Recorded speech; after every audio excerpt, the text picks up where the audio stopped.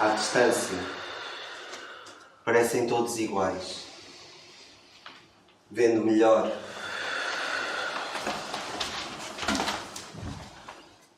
são todos diferentes. E cada qual tem o seu brilho.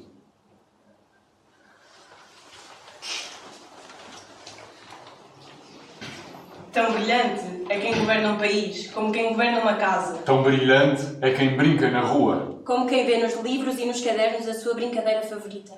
É brilhante quem vence uma corrida de barreiras. Bem como quem ultrapassa um obstáculo na vida. É tão brilhante quem estuda as ciências no laboratório. Como quem as vive nas montanhas. Quem aprende a ler em segundos. Como quem leva uma vida a fazê-lo. Quem descobre como fazer contas sem conseguir fixar a tabuada. Como quem se lembra de todas as datas da história. É brilhante Quem vai à escola, mesmo que estudar seja difícil, longe de casa e da família. quem procura o seu lugar no mundo. Quem vê com o coração. Quem escuta com a palma da mão. Quem fala pouco mas sente muito. Quem transforma uma diferença num superpoder. Quem encontra um superpoder para lutar contra a dor. Quem mergulha com os seus defeitos. Quem vê o belo além das evidências. Quem vê na fraqueza do outro um amor maior.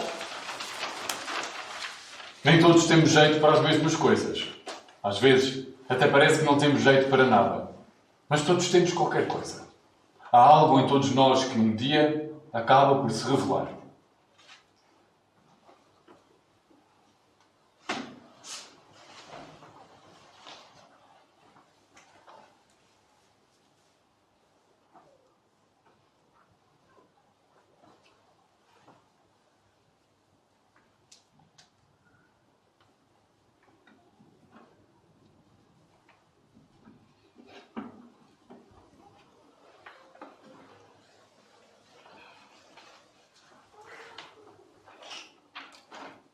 Hélder.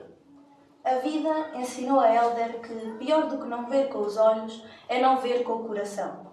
Por isso, passou a abri-lo ao mundo e a permitir a entrada de todos quantos procurassem um amigo, uma boa conversa, um sorriso franco ou, simplesmente, ouvir uma história das muitas que aprendeu em anos e anos de refúgio na leitura.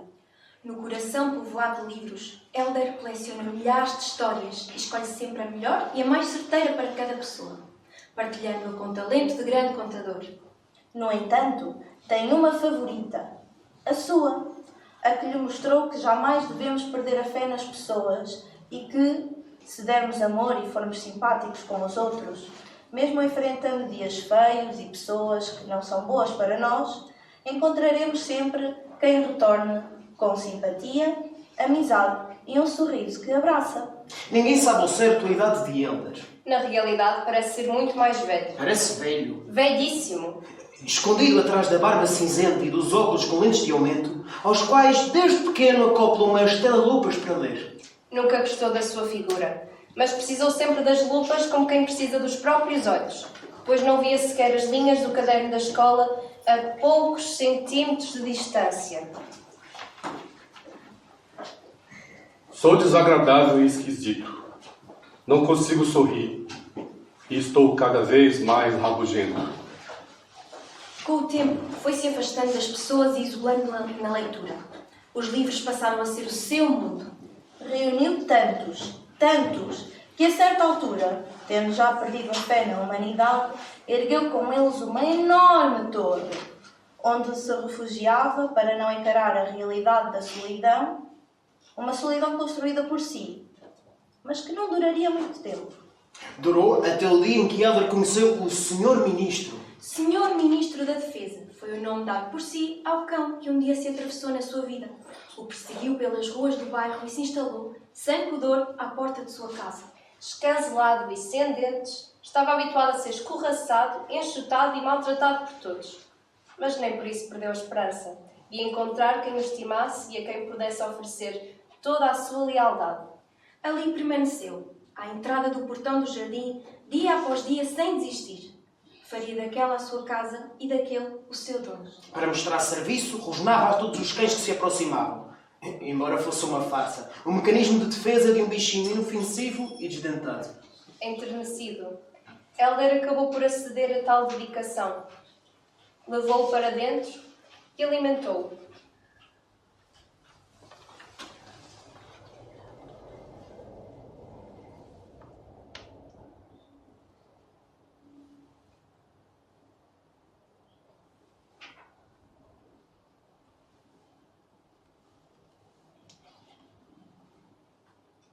Mesmo depois de tudo o que passou, esse bicho nunca desistiu do ser humano e acabou por ser recompensado.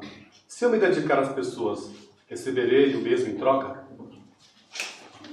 Teve uma ideia. Começou a desmantelar a torre. E a recolher todos os livros um a um. Uniu na sala todas as mesas disponíveis e dispôs os livros em cima delas. Nas estantes, Nas prateleiras. Em bancos e cadeiras. Foi aos arrumos buscar um pedaço de madeira e com tinta azul escreveu Biblioteca. Pôs a placa no topo do portão da rua e escancarou portas e janelas.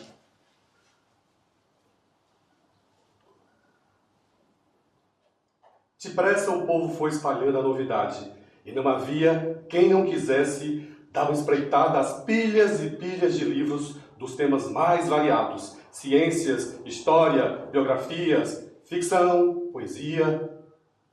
Helder e o Sr. Ministro da Defesa estão agora rodeados de gente, sempre na companhia um do outro e dos visitantes que por lá passam para fazer uma festa ao cachorro, levar-lhe um mimo, requisitar um livro, ler, conversar ou simplesmente ouvir as histórias maravilhosas que Helder reuniu toda a vida.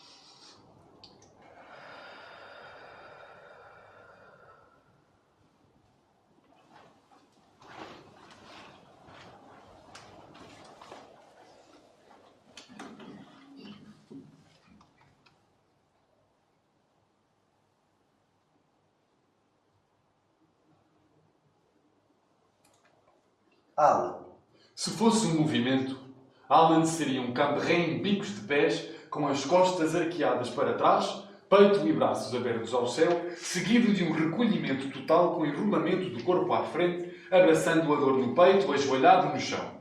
É assim a sua vida feita de opostos, de alegria e tristeza, de saudação e recolhimento, de exotismo e contenção, de luz e trevas, de persistência e de luta. A sua fraqueza é o que tem de mais forte e o leva ao palco onde o mundo é o cenário e ele, a luz que brilha com fulgor. Alan sempre foi um menino fascinante, muito alegre e divertido, cómico até. Sala onde entrava enchia-se de luz e de uma energia boa, que inebriava todos os presentes. Educado, simpático, conversador, era assim em casa, na escola, na rua ou onde quer que estivesse.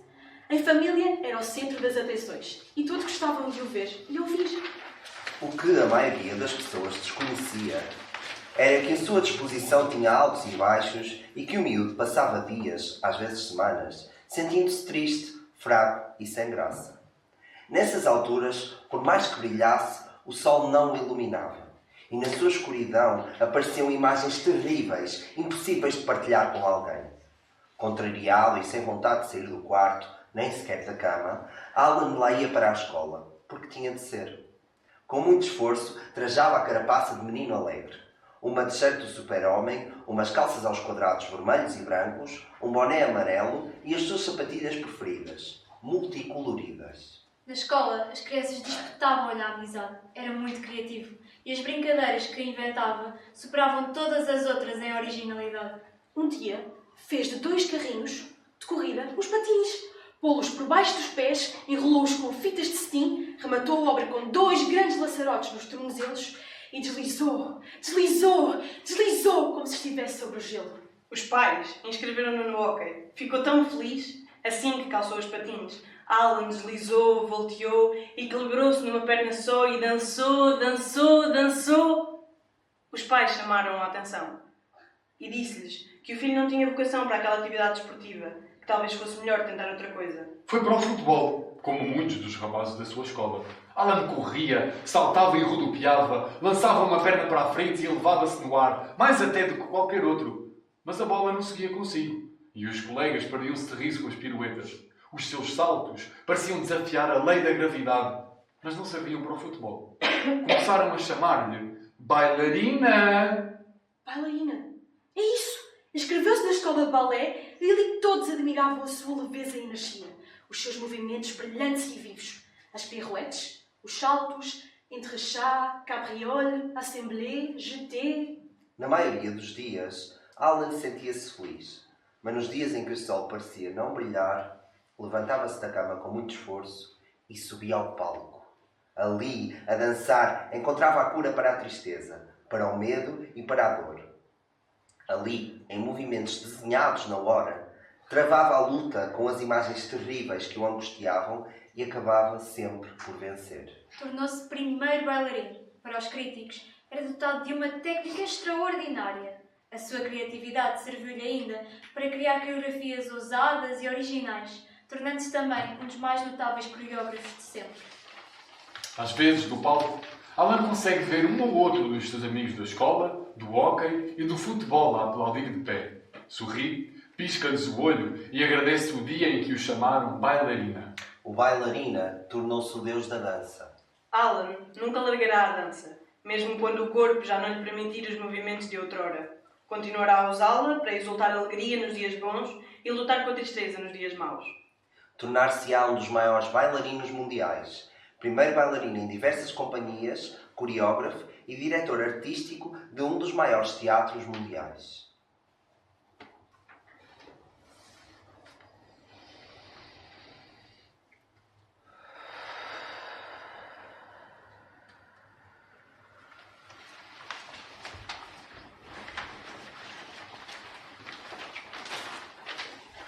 Escovilhão, borbulhador, Apoio. rebaldaria, Apetrechado. Gravita, cana, Vivaldi, Esteta! Centauno. Bezerra. Desossar.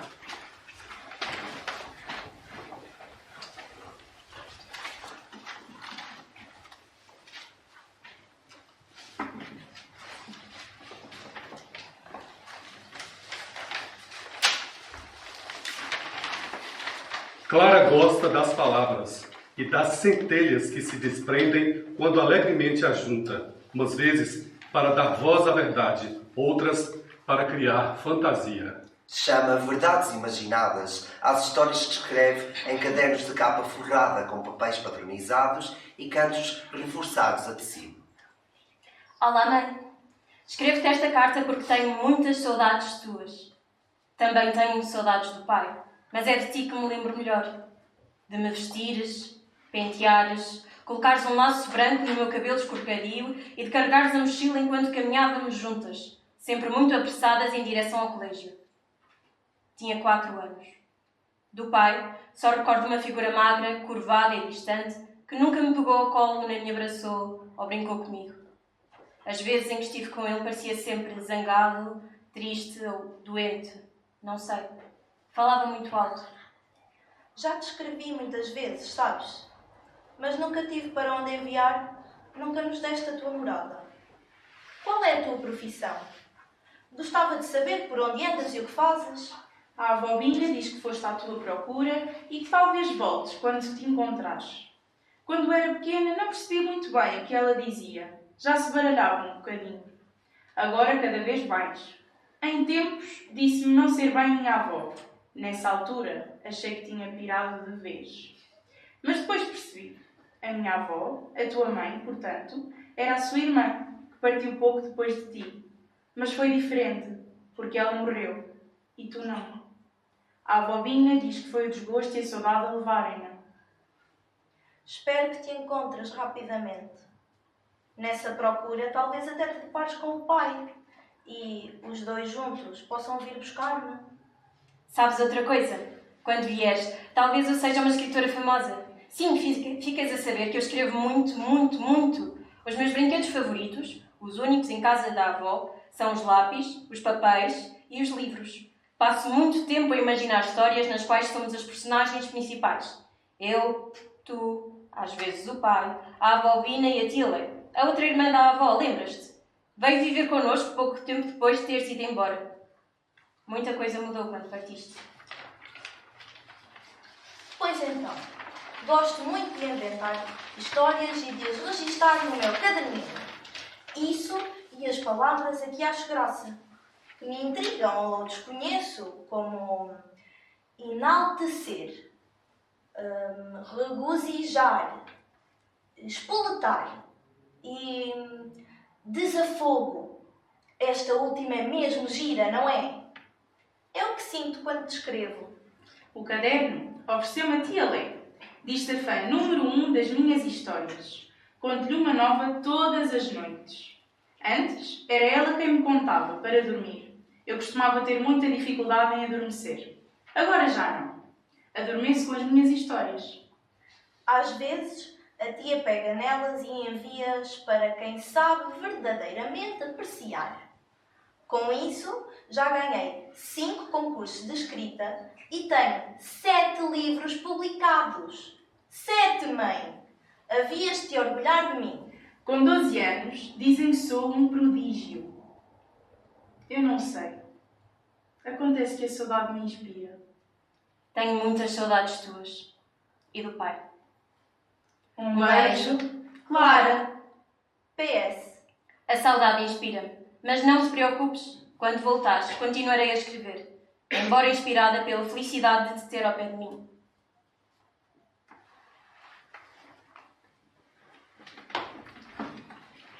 Pirilampo. Acepipa. Despoltar. Que é diferente de despoltar.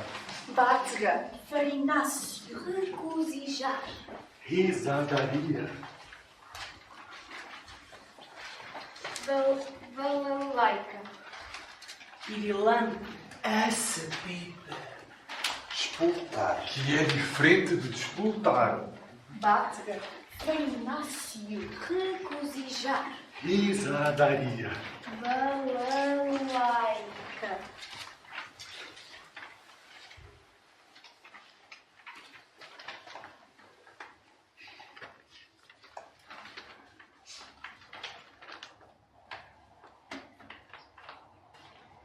A Ofélia tem a força de um touro. Dá abraços que quase me partem ao meio. Tem voz de trovão, mas é amorosa. Faz-me lembrar um peixinho dourado. A Ofélia é brilhante.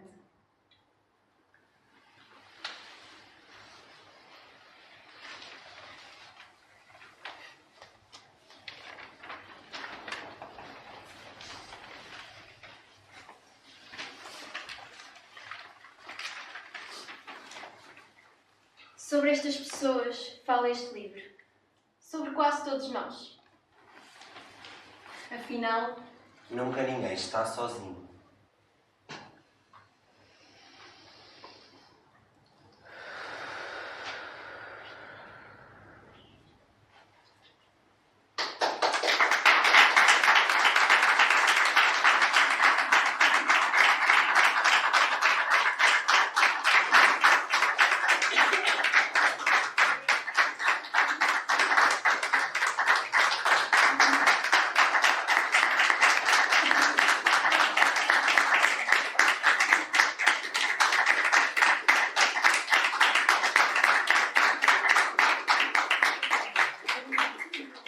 Obrigada a todos, obrigada por este momento tão bonito. Obrigada também à Carla Massadé, que agora que é a autora do livro e que eu convido para estar aqui connosco para vir à frente falar um bocadinho com todos. E obrigada à Margarida, que orientou estes meninos neste momento mágico e que nos poderá também fazer um pequeno enquadramento daquilo que foi feito aqui, daquilo que vimos aqui. Obrigada, Margarida, obrigada, Carla, obrigada, meninos. Podem descansar. Eu vim agora combinar, não sei se percebeu nada. Agora vocês podem sentar-se. Cada uma. Estou aqui a alterar um bocadinho. É que Carla não se quer sentar. Não, bem. Pronto, quer estar em pé. Eu hoje sou uma mulher de teatro. Exatamente. Obrigada pela presença de todos e de todas. Obrigada, Cristina, por disponibilizares aqui o espaço. Obrigada, Carla. E ainda carregar com os livros. Obrigada, Carla, por ter escrito um livro tão bonito que nos inspirou. Obrigada, Cardume, porque estas coisas de andar na escola nem sempre é fácil, não é? E de repente eles estavam subcarregados de trabalho. A leitura deste texto em particular é uma história bonita. Posso contar um bocadinho? Acho que sim. Ou querem vocês contar? Não, faça as honras. Faça as honras. Eu já No contaram final, eles já contaram tanto. No final do ano passado, numa unidade curricular, a despedir-me deles, depois de muitas aventuras que esta turma viveu, eu achei que as palavras da Carla encaixavam em perfeita... Quer dizer, este livro é tudo sobre fora dos limites, não é? E como eles viveram fora dos limites, eu achei que este livro lhes dizia respeito e estas palavras tinham tudo que ver com aquele momento deles. E no final do semestre eu dediquei-lhes fui buscar estas palavras bonitas da Carla e li o texto na aula. Bom, passou um verão, eles demonstraram, ficaram primeiro assim, foram lá para fora e depois voltaram enquanto eu estava a arrumar as minhas coisas e vieram dar-me um abraço. Bom, eu achei que estava tudo, ficávamos por ali. Mas não. Este ano voltei a ser professora deles, numa unidade curricular chamada Leitura Encenada, e ao qual eu pergunto sempre aos alunos o que é que vocês, que temas querem trabalhar, que textos é que querem trabalhar, e imediatamente alguém disse, queremos o livro Somos Todos Peixinhos Dourados. Perguntei porquê, eu acho muito bem, mas porquê? E eles contaram um bocadinho as razões deles, se eles quiserem partilhar, partilham, eu não o vou dizer. Quiseram-no fazer porque basicamente lhes tocou tanto que quiseram também partilhar com quem os quisesse ouvir, e vocês aqui estão, e dar um bocadinho daquilo que lhes tocou a eles. Portanto, eu só tenho que agradecer também a generosidade, porque isto custou-lhes muito. Estar aqui a fazer, porque eles estão cheios de projetos e cheios de coisas, foram generosos e porque eles têm este coração e são um cardume cheio de brilho. Por vezes esquecem-se desse brilho ou não acreditam no brilho deles próprios, mas eles brilham, são centelhas de luz, tal como aparece aqui descrito, e eu acredito nesta centelha de luz. Obrigada. Obrigado. Cardume. Obrigada, Carla. Bom, eu...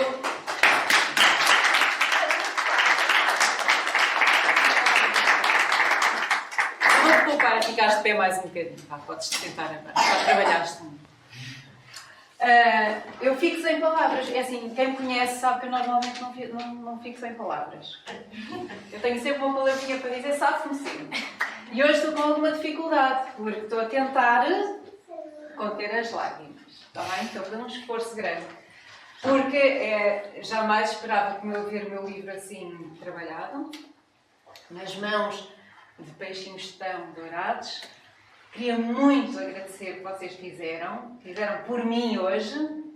Podem não saber, como eu também não sabia o que alguma vez, algum dia faria, se calhar fiz por vocês.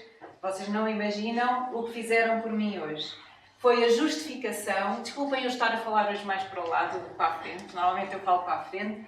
Hoje tenho mesmo que me dirigir a eles. São muito especiais para mim hoje. Como todos vocês estão aqui presentes, também queria agradecer isso.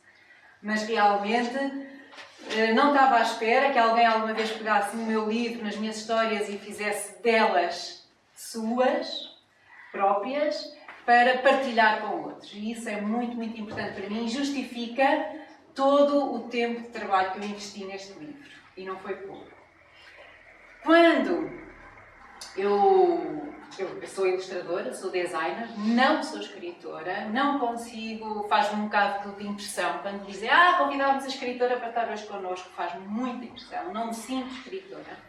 Sinto-me uma criativa que resolveu, em vez de comunicar só pelos desenhos, comunicar também através da palavra. E porquê que eu resolvi fazer isso? Recusei-me durante anos a fazer isso, embora algumas pessoas me dissem. Eu já ilustrei livros de muitos escritores portugueses, sou ilustradora há 25 anos e, portanto, imaginem que a ilustrar todos os dias de manhã à noite a quantidade de livros que eu já fiz e a quantidade de escritores que têm ilustrações minhas. Até para manuais escolares. Portanto, há ilustrações minhas sobre tudo e mais alguma coisa, sobre todos os temas. Há princesas, há reis de Portugal, há histórias reais, histórias ficcionadas, há ilustrações de tudo o que é tema. Tudo. E então, quando as pessoas me começaram a pedir um livro todo meu, quando é que tu fazes um livro todo teu? Quando é que tu fazes e escreves e ilustras um livro todo teu? E eu dizia-me, não vai acontecer. Isso é impossível de acontecer. Eu sei comunicar através dos desenhos, mas não sei comunicar através da palavra. Ou não sei se sei comunicar através da palavra. Além do mais, da palavra escrita. Além do mais, eu já ilustrei tanto tema diferente, tanto livro diferente, que não há mais nadinha a acrescentar ao mercado. Acho que eu não vejo que tema é que pudesse ir agora para uma livraria, que eu pudesse algo de uau, completamente novo.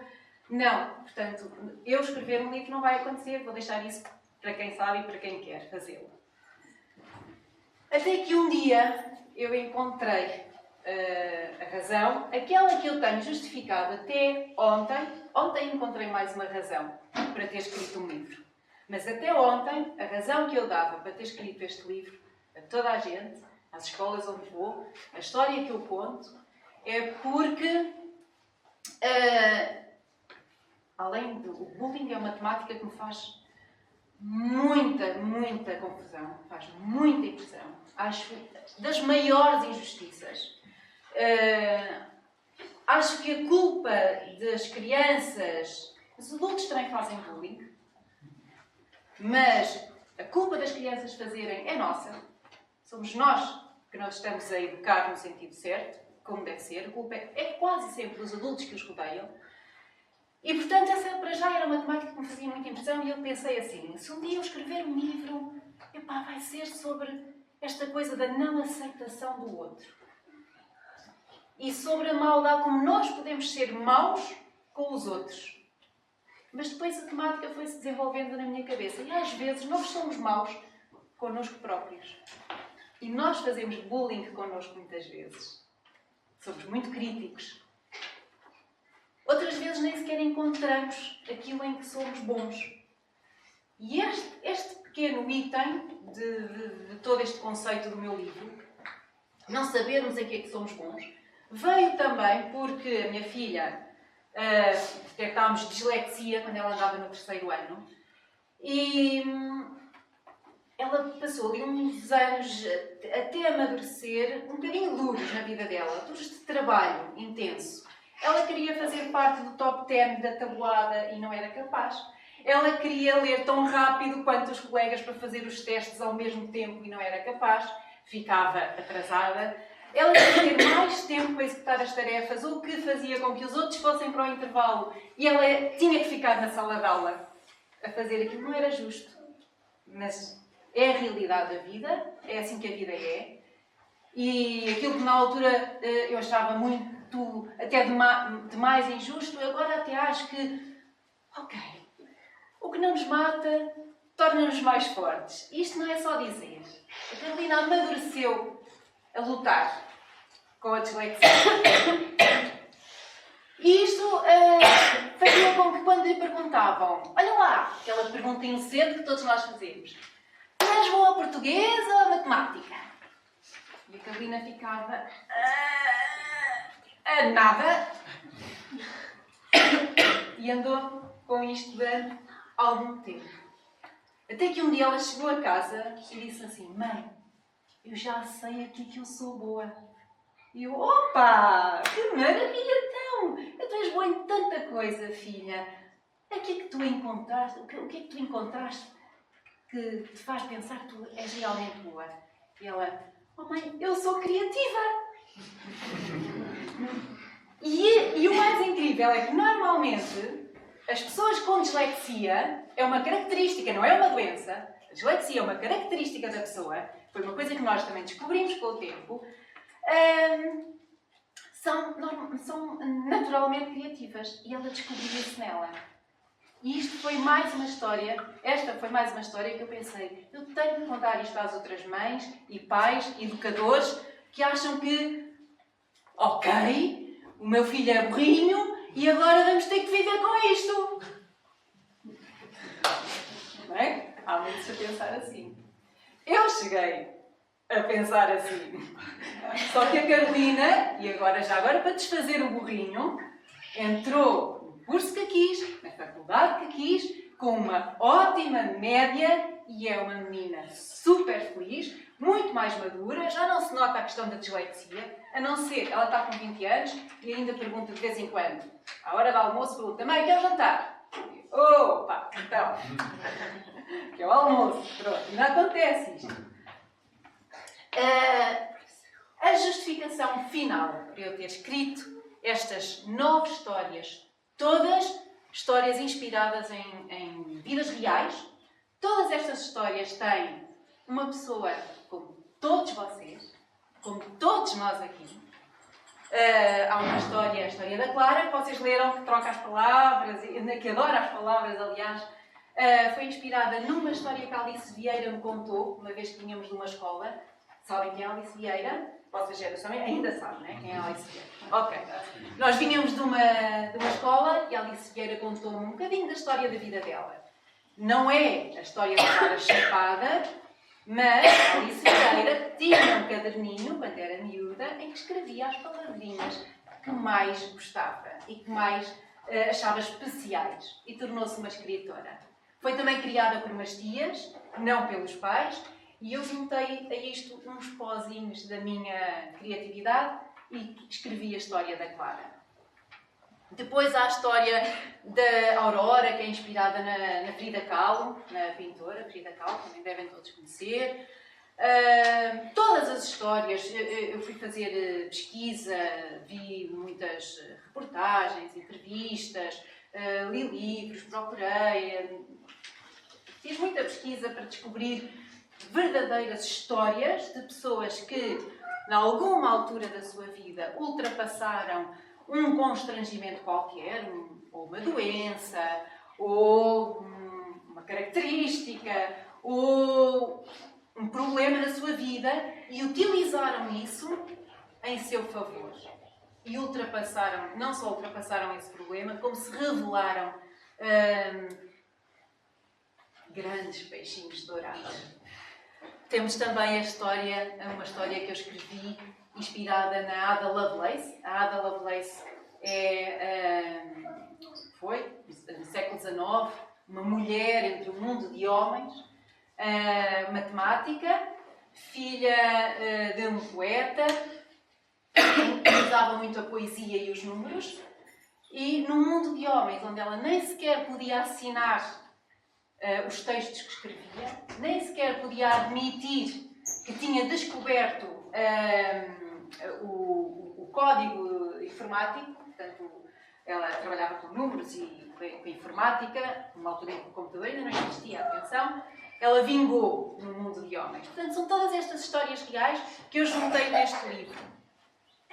E a justificação maior para eu ter feito este trabalho foi impactar a vida de alguém.